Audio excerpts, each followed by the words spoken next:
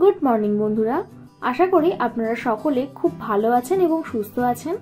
আজকে আবার একটা নতুন রেসিপির মাধ্যমে কুকস এন্ড কম্প্যানিয়নে আপনাদের সবাইকে স্বাগত জানাচ্ছি।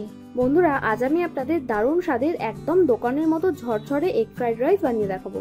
খুবই সহজ, আপনারা ঘরে থাকা কিছু উপকরণ দিয়েই এটা বানিয়ে ফেলতে পারবেন, আর এটা বানাতেও খুবই কম সময় লাগবে। চলুন তাহলে রান্নাটা শুরু করা যাক।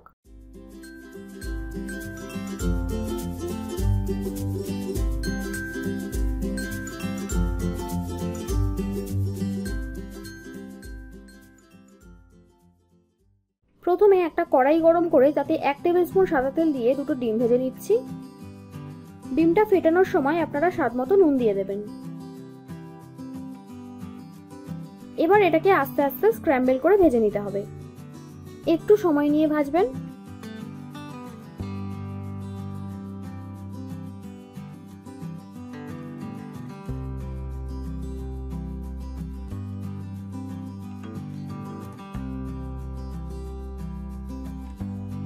শেষে 1/4 টিস্পুন গোলমরিচ গুঁড়ো ছড়িয়ে ডিমটা তুলে নেব।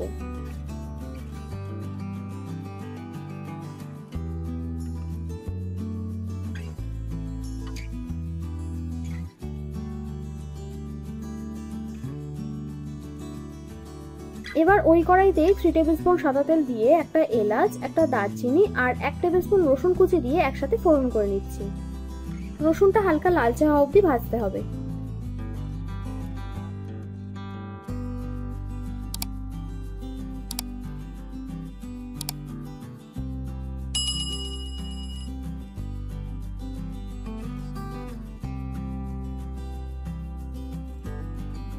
এখন 1 কাপ কুচনো গাজর দিয়ে দিচ্ছি। গাজরটা কিন্তু একটু সময় নিয়ে ভাজবেন।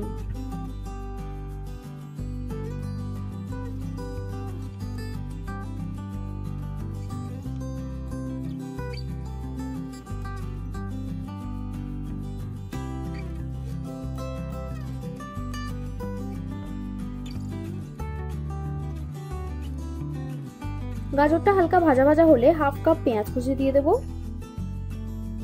এবার গাজর আর পেঁয়াজটা একসাথে কিছুক্ষণ ভাজবো।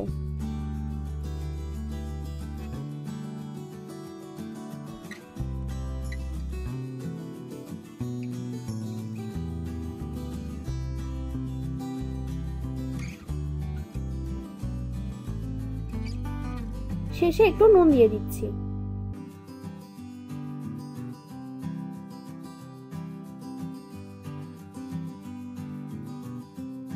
গাজর আর পেঁয়াজটা খুব ভালো করে ভাজা হয়ে গেছে। এখন এতে 4 কাপ মতো ভাত দিচ্ছি। এখানে আমি মিনিকেট চালের ভাত ব্যবহার করেছি, আপনারা যে কোনো চালের ভাত এখানে ব্যবহার করতে পারেন।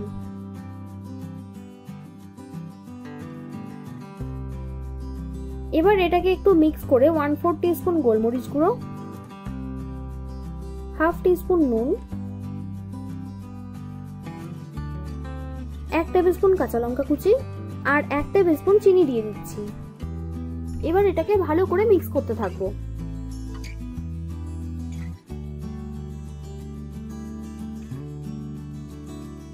দেখুন এখনই কি সুন্দর ঝরঝরে হয়ে গেছে।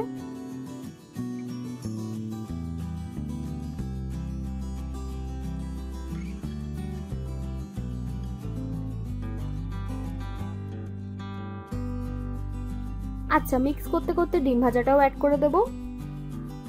এই ফ্রাইড রাইসটা আপনারা কিন্তু ডিম ছাড়াও বানাতে পারেন।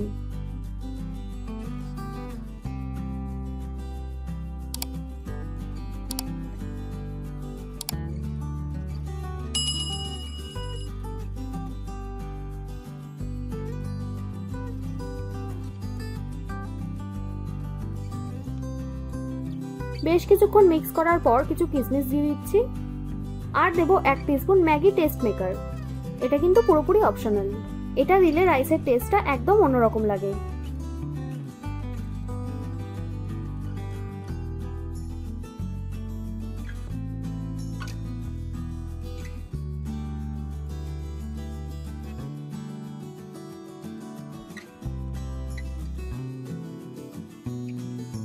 এবার একদম শেষে 1/2 টিস্পুন ঘি, 1/4 কাপ চীনাবাদাম আর 1/4 কাপ ধনেপাতা কুচি দিয়ে দিচ্ছি। তারপর আবারও ভালো করে মিক্স করে নেব। রাইস মিক্স করার সময় কিন্তু গ্যাসের ফ্লেমটা একদম লোতে রাখবেন।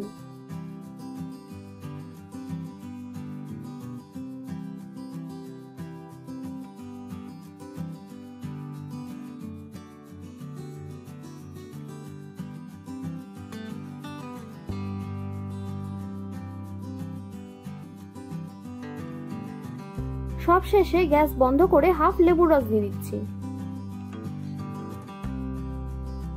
তারপর ঢাকা দিয়ে 5 মিনিট রেস্টে রাখলেই তৈরি এগ ফ্রাইড রাইস। একদম ঝরঝরে খুব কম উপকরণে ঘরোয়াভাবে আপনাদের ফ্রাইড রাইস বানিয়ে দেখালাম। এটা আপনারা আলুর দম, ডিম কষা অথবা চিকেন কষা দিয়ে খাবেন, দেখবেন খুব ভালো লাগবে।